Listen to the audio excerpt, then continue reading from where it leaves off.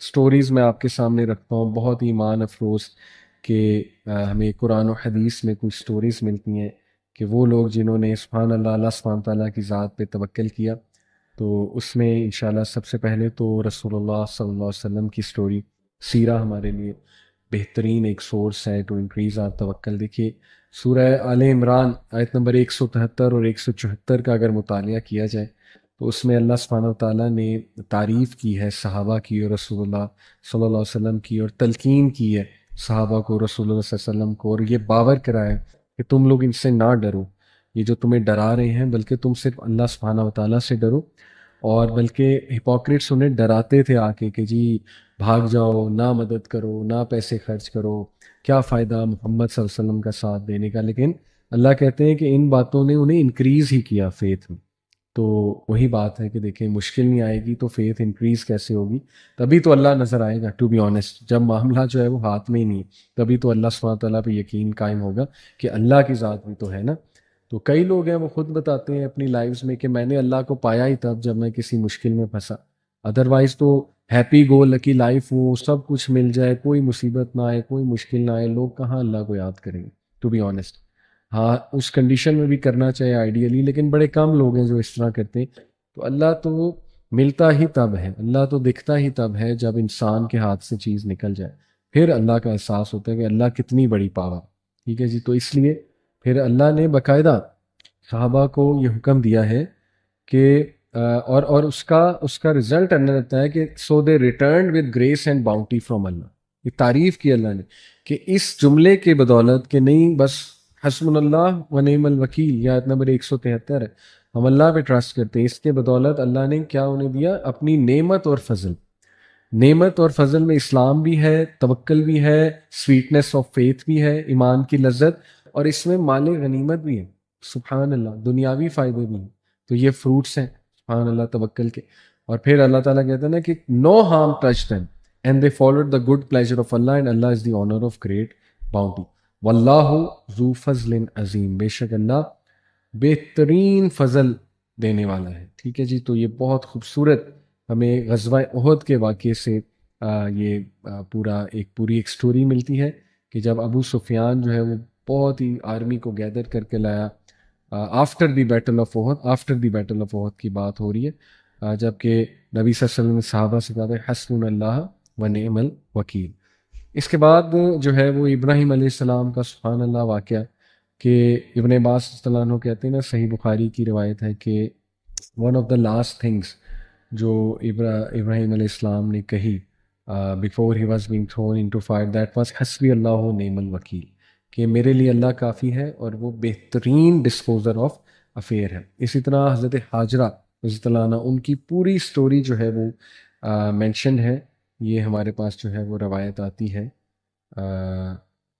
جی صحیح بخاری کی روایت ہے، یہ میں آپ کے سامنے رکھتا ہوں کہ ابراہیم علیہ السلام brought the mother of Ismail and her son while she used to nurse him at her breast to a place near the Kaaba under a tree on the place of Zamzam at the highest place in the mosque. So during those days there was nobody in Makkah nor was there any water. So he made them sit over there and placed near them a leather bag containing some dates and a small water skin, obtaining some water and set out homeward. ابراہیم اسلام نے ان کو کچھ نہیں دیا سوائے چند ایک کھجوروں کے اور ایک لیدر بیگ جس میں کچھ پانی تھا۔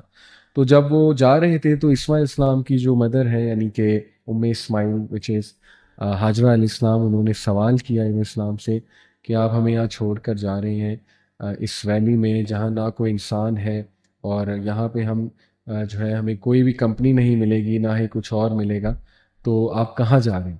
تو ابراہیم اسلام نے کوئی جواب نہیں دیا۔ تو حاجرہ علیہ السلام نے بار بار پوچھا، لیکن وہ نیک خاتون تھی، اللہ کی حکمت کو سمجھتی تھی، اپنے ہسبینڈ کے رول کو سمجھتی تھی۔ اس میں ہمارے لیے ایک لرننگ پوائنٹ بھی ہے کہ سبحان اللہ وہ اتنی صابرہ وائف اور خاتون تھی کہ سمجھ گئی اپنے ہسبینڈ کو رول کو۔ تو انہوں نے پھر یہ پوچھا کہ اچھا یہ بتائیے کیا یہ اللہ کا حکم ہے؟ تو اس پہ ابراہیم السلام نے کہا نا، yes, and that's it. Then she said okay then he will not neglect us, خلاص اگر اللہ کا حکم ہے تو سبحان اللہ میں راضی ہوں، اور پھر اللہ ہمیں نیگلیکٹ نہیں کرے گا۔ اللہ اکبر۔ بہرحال اس کے بعد جو ہے جبرائیل علیہ السلام، جب انہوں نے ان سے پوچھا حاجرہ اسلام سے کہ ہو آر یو، تو انہوں نے کہا آئی ایم حاجرہ علیہ السلام اور ولد Ibrahim, that is the mother of son of Ibrahim. تو جبرائیل السلام نے کہا to whom has he left you, Ibrahim تمہیں کس کے حوالے کر کے گیا ہے؟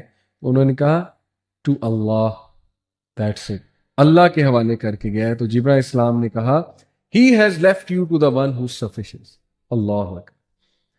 یہ گواہی جبرائیل السلام نے دی. اس لیے بہت خوبصورت سٹوری ہے کہ جو بندہ اللہ پہ ریلائی کر گیا بس دیٹس، اللہ تعالیٰ اس کو کافی ہو جائے. تو یہ پریکٹس کرنا چاہیے کہ نہیں میں اللہ پہ ریلائی کرتا ہوں، میں اللہ پہ اللہ بہتر کر دے گا، اللہ پہنچا دے گا، اللہ تعالیٰ جو ہے نا وہ مجھے کافی ہو جائے گا، اس طرح کے سینٹینسز. تو یہ ماشاءاللہ ہمیں واقعہ ملتا ہے ابراہیم علیہ السلام کی زندگی سے، حاجرہ علیہ السلام کا. اسی طرح ابو بکر رضی اللہ عنہ کا توکل.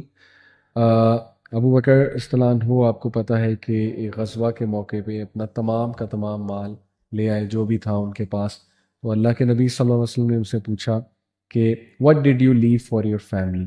ابو بکر اپنی فیملی کے لیے کیا چھوڑ کر آئے؟ تو انہوں نے جواب دیا I left for them Allah and His Messenger. سبحان اللہ. یعنی یہ پیک آف توکل، پیک آف ایمان ہے. اور یہ ہمارے لیے بہت عجیب و غریب واقعات ہو سکتے ہیں، لیکن ایسے انسان ابو بکر صدیق کی لائف آپ کے سامنے ہے، اور پھر اللہ نے ریٹرن میں انہیں کتنا نوازا. ابو بکر صدیق اچھے خاصے ماشاءاللہ مالدار تھے، اور اللہ نے بعد میں بھی بہت نوازا. اللہ نے ایسے ایسے اسٹیٹس سے نوازا. سب سے بڑی بات کہ اللہ تعالیٰ نے انہیں کمپنی دی رسول اللہ صلی اللہ علیہ وسلم کی قبر میں، برزخ میں بھی، اور انشاءاللہ آخرت میں بھی. تو یہ دیکھیں پھر ظاہر ہے جو بندہ پھر اللہ رسول کے لیے کچھ کرتا ہے تو پھر اللہ سبحانہ تعالیٰ اس سے جو ہے نا وہ کافی ہو جاتی. اسی طرح جو ہے یہ ہمیں ایک اور سٹوری ملتی ہے یعقوب علیہ السلام کی قرآن مجید میں سورہ یوسف میں، کہ اللہ سبحانہ تعالیٰ نے ہمیں یعقوب علیہ السلام کی مثال دی کہ ان کا توکل کتنا اسٹرانگ تھا اللہ پہ.